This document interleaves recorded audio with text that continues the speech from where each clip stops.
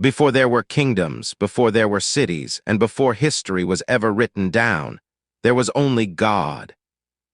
No sun in the sky, no land beneath the waters, no life moving across the earth.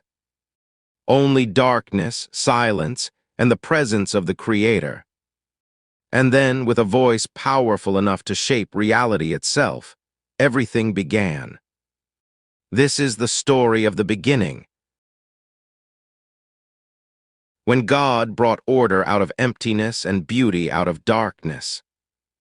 It is the story of how the heavens and the earth came to be, how light first appeared, how life filled the world, and how humanity was created with a purpose unlike anything else in creation.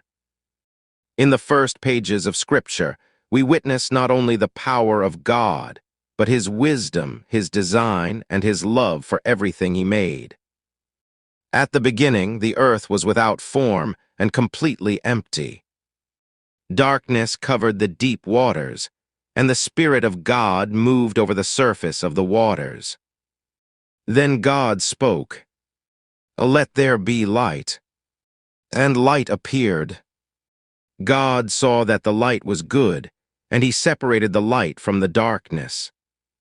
He called the light day, and the darkness He called night. Evening passed and morning came. The first day had begun. Then God spoke again.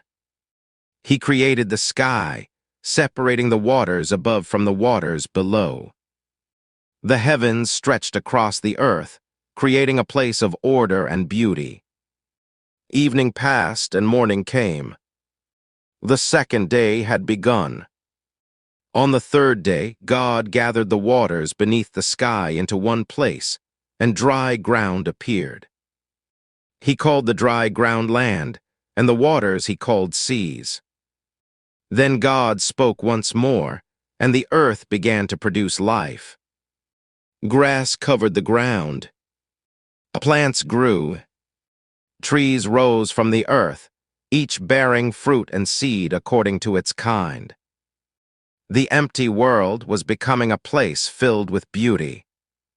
Evening passed and morning came. The third day had begun. On the fourth day, God placed lights in the heavens. The greater light ruled the day, and the lesser light ruled the night. He created the stars, filling the darkness with countless lights that would mark seasons, days, and years. The heavens that were once empty now displayed the greatness of the Creator. Evening passed and morning came. The fourth day had begun. On the fifth day, God filled the waters with living creatures.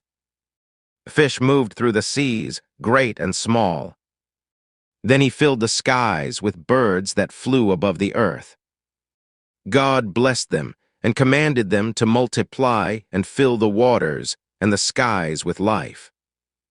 The world was no longer silent. It was alive with movement, sound, and wonder. Evening passed and morning came. The fifth day had begun. Then came the sixth day. God created living creatures of every kind. Animals that walked the earth. Creatures both great and small. Every living thing was created according to His command. But God was not finished. Then God said, "Let us make mankind in our image according to our likeness." So God created humanity. He created them male and female, and He gave them a place of honor among all creation. He blessed them and commanded them to be fruitful, to multiply, to fill the earth, and to care for everything He had made. God gave them plants and trees for food. He provided everything they needed. Then God looked upon everything He had created, and He saw that it was very good. The sixth day came to an end. On the seventh day, God finished His work of creation. He rested from all He had made and blessed the seventh day, setting it apart as holy. The world was complete. What began in darkness was now filled with light. What was empty was now full. What was silent now carried the sound of life. The world was perfect. There was no pain, no suffering, no fear.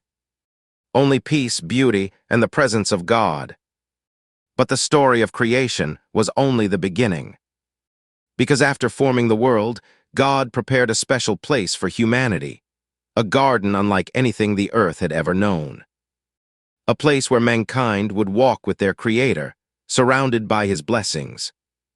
But within that paradise, a choice would soon be placed before them, a choice that would change the course of human history forever. In the next chapter, we will enter the Garden of Eden and discover the beginning of humanity's journey with God. Until then, remember, everything you see, everything that lives, and everything that exists began with the voice of the Creator.